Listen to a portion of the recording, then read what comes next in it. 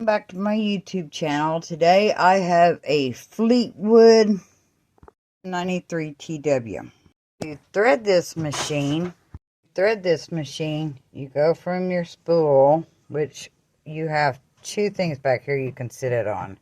You go up, you go through this thread guide this way, and through that slot there, that's your top thread guide. Here you go between the disc, like that. It's tricky. You come up past that thing, you go to your spring, past this little spring thing here, like that.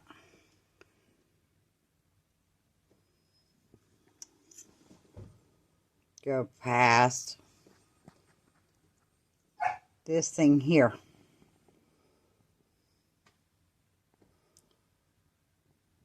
Then it will catch on your spring here. It's your tension spring. You go down and you go through this piece here. You do that, you pull it back. Then there is a little slit right down in here. You go through that slit like that. Then you go through that hole there. Here, you slide through there. From there, you're going to take it and wind it in through here and go through that slit just like that, and then through your needle.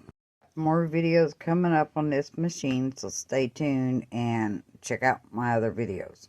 Like what I'm doing, hit like and subscribe. If you have any questions, comment below. See you next video.